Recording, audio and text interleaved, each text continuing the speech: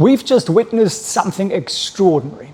Picture this, a financial titan that's just taken a 5% tumble after its latest earnings release because the Wall Street analyst claimed that it disappointed them, but only to bounce back with massive resilience, soaring to all-time highs in just a matter of weeks. Are you as intrigued as Winston here? Well, you should be, because we're talking about none other than the most important payment company out there, Visa Company. And that company has got everybody from Wall Street to Winston here buzzing. Now, I know what you're thinking, Felix, why should I care about a credit card company? Well, buckle up, because Visa is far more than just plastic in your wallet. It is a global financial ecosystem that's weathering economic storms like a seasoned captain navigating choppy seas. In the next few minutes, we're going to dissect why Visa could be the golden ticket in your investment portfolio, regardless of whether the economy is booming or busting, as some people are now worried. We'll explore their core business, the digital transformation tailwinds they're riding, and a little something called value-added services. That's got Winston's ears perking up faster than, well, I don't know what. But that's not all. We're also going to dive into a mind-boggling $200 trillion opportunity that Visa is eyeing, their global expansion plans, and how they're positioning themselves to thrive in all scenarios. By the end of this video, you'll be looking at Visa in a whole new light. Now, even more exciting than that, Winston here has been absolutely smashing it with our teaching portfolio, which is up over 80%. Actually, no, I lie, 93% so far this year. Well done, Winston. And if you want to learn how we do that, well, I'm hosting our first ever 2-day beginner trading challenge. It's completely free of charge, and for an hour each day at 8 p.m. Eastern time, I'll show you exactly how we set up the trades, how we automate profit taking, and how we manage risk, all in just 3 hours a week. So head over to felixfriends.org/challenge and grab your free spot. Why do we do that? Well, we've got this crazy plan to help 1 million people become financially free, because life's a lot more fun when you're financially free, especially for golden retrievers. Right, let's get stuck in then and see why Visa might just be the all-weather financial powerhouse your portfolio may need. Imagine, if you will, a vast, intricate web connecting millions of merchants, banks, and consumers worldwide. That is Visa's payment network, the backbone of their business. And Visa doesn't actually issue credit cards. It doesn't actually extend credit. Instead, they're the middleman, or should I say, the very intelligent traffic controller of the payment world. They process transactions, ensure security, and facilitate the movement of money between banks and merchants. It's a bit like Winston here when he's herding his tennis balls. He doesn't own them, but he makes sure they all end up where they should be, deeply buried somewhere smelly, undoubtedly. Now, you might think that with all the economic doom and gloom we've been hearing about, Visa would be feeling the pinch. But here is where it gets fascinating. According to Visa's CFO, Christopher Su, their underlying business has been remarkably stable. The consumer, it seems, has been holding up better than people are expecting. So let's look at some numbers that'll make even the most skeptical investors sit up and take notice, like Winston here, who's probably thinking about lunch. First, US payment volumes, they were up 5% just throughout August, which is consistent with what we're expecting for Q3. So despite the inflation and the economic uncertainty, Americans are still swiping those Visa cards with gusto. 2, we've got cross-border volume. Excluding intra-European transactions, it's up a whopping 13% quarter to date. It seems the travel bug is biting hard, and Visa is reaping those benefits. And then 3, processed transactions, they're growing at a healthy 10%.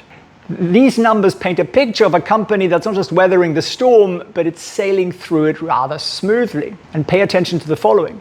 Visa estimates there's still a $5 trillion opportunity in the US alone from cash and check payments. That's right, $5 trillion of transactions still happening outside of Visa's networks. It's practically like finding a gold mine in your backyard you didn't even know exist.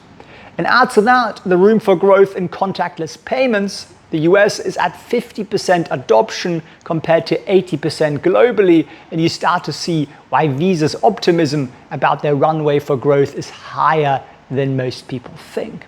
So what does it all mean for you, the smart investor? Well, it suggests that Visa isn't just a fair weather friend. It's a company that's showing resilience in tough times, and that they have multiple avenues to grow even in a mature market like the US. Right, let's shift gears here for a moment and talk about the global shift towards digital payments. And that isn't just a trend, it's a full-blown revolution that's reshaping the whole finance world. E-commerce, once a novelty, has become an essential good. According to Visa's data, cross-border e-commerce now accounts for a whopping 40% of their business, up 33% from the pre-pandemic era. And it's not slowing down. It's continuing to grow at pre-COVID levels, which is pretty impressive. But it isn't just online shopping that's driving this digital transformation. Contactless payments have taken the world by storm. Globally, about 80% of in-person Visa card transactions are now contactless. The US, believe it or not, is lagging well behind with just 50% here, which means there's still enormous room for growth in Visa's home market.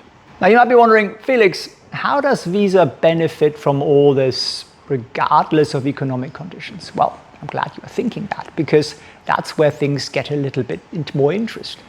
You see, whether the economy is booming or busting, this digital shift plays right into Visa's hands. In a high inflation environment, transaction values increase, which means more revenue for Visa.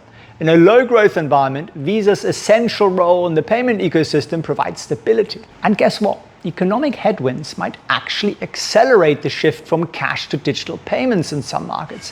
When times are tough, businesses and consumers look for more efficient, cost-effective ways to transact. And guess who's there, ready and waiting to win? That's right, our friend Visa. And that resilience isn't just theoretical. During the past economic downturns, Visa has shown remarkable stability. Physical businesses don't really like cash. There is a cost of bringing it to the bank. There is, of course, a risk of some of that stuff disappearing. And consumers are more interested and eager to earn some points or some sort of cash back in tough times. Now, let's uncover a hidden gem in Visa's crown jewel here, their value-added services, or VAS for short. If Visa's payment network is the main course, think of VAS as that secret sauce that's making the whole meal absolutely irresistible. Don't talk about food in front of Winston, by the way.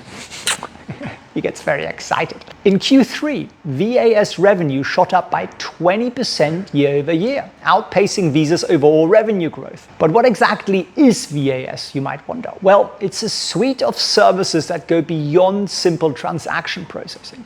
We're talking about fraud prevention, data analytics, loyalty programs, and even dispute resolution.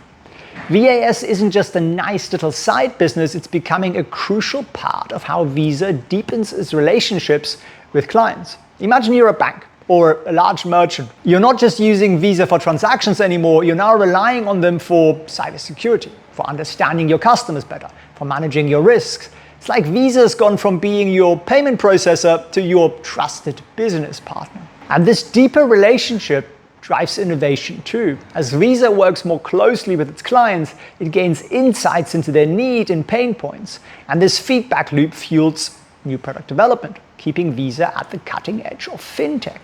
It's a bit like how Winston here keeps me innovating new ways to hide his streets. The more he searches, the cleverer I have become. Apparently, he's pretty good at it. That nose is rather large, isn't it? Rather large nose. But there is more to this story. VAS is also Visa's way of diversifying beyond traditional transaction fees.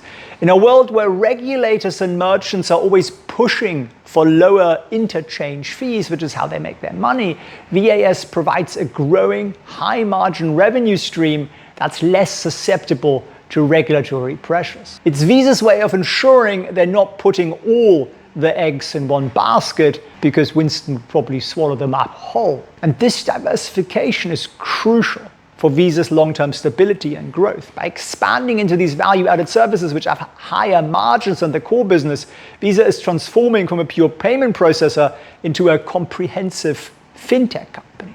Looking ahead, the potential for VAS is enormous. As businesses increasingly rely on data and digital solutions, Visa's suite of services is likely to become even more valuable. And more importantly, next time, when you think about Visa, don't just think about the card in your wallet. Think about numbers so large that make even seasoned investors head spin. We're talking about a $200 trillion opportunity, and that isn't a typo or a Biden trillion. It's a trillion with a T. Now you might be wondering, have you gone balmy? Have you gone slightly mad? Probably. So where is all this money going to come from? Well, let me break it down for you. This massive addressable market comes from what Visa calls new payment flows, areas of money movement that have traditionally been underserved by electronic payments. Visa's current penetration into this market is smaller than, I don't know what, a teacup poodle. We're talking about less than 10% of this $200 trillion opportunity.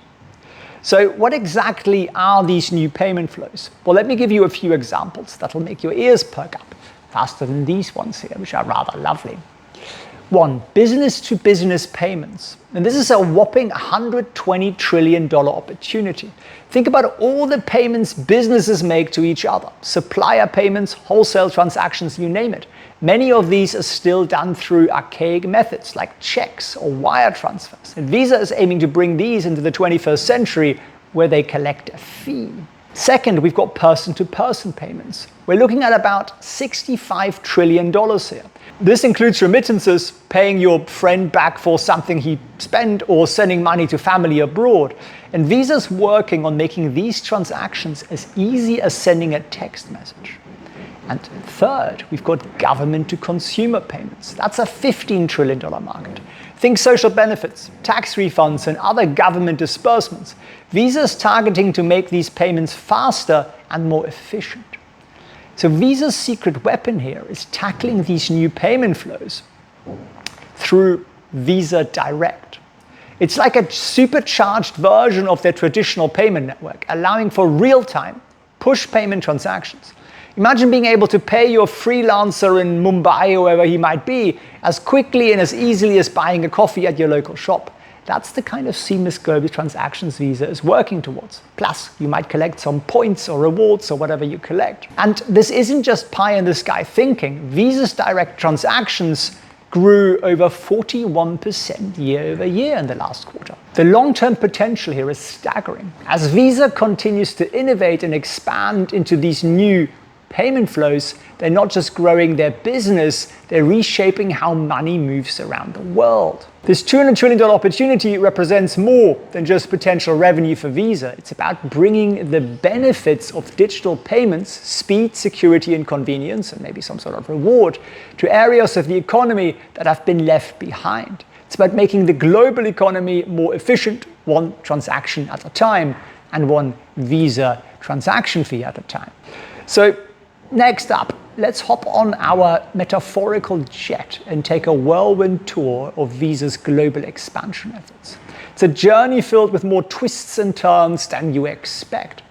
Let's start with the giant that is the Asia-Pacific region, with great opportunity, but there's also some challenge out there. Visa here is playing the long game, focusing on cross-border transactions and partnerships with local financial institutions. Now, if we shift our gaze to other emerging markets, here is where things get a little bit more interesting. Countries like India, Brazil, and large swathes of Africa represent a massive long-term growth potential for Visa. In many of these markets, cash is still king, but here's the rub. As these economies develop, as more people gain access to banking services, there is an enormous opportunity for digital payments to take root. Visa's strategy in these markets is as multifaceted as a well-cut diamond. They're partnering with local banks, working with fintech startups, and even collaborating with governments to drive financial inclusion. It's not just about business, it's about bringing millions of people into the formal financial system, which is all about business.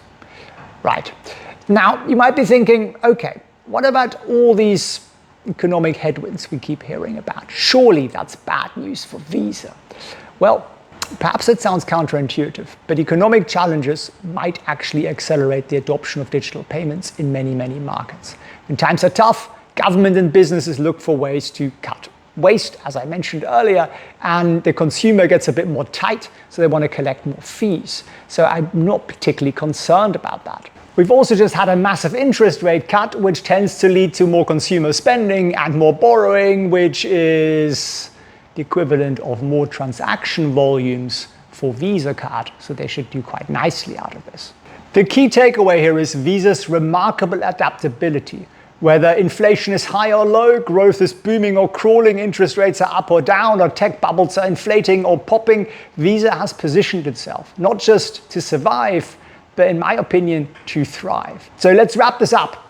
We've taken quite the journey here, haven't we, through the world of Visa and all its tentacles, and I hope this has been enlightening for you. If you want to learn how we make money out of this in a real-world scenario and how this little bear here is up 93% so far on our teaching portfolio, come and join us on Tuesday and Wednesday next week for a 2-day beginner trading challenge. You need to know nothing.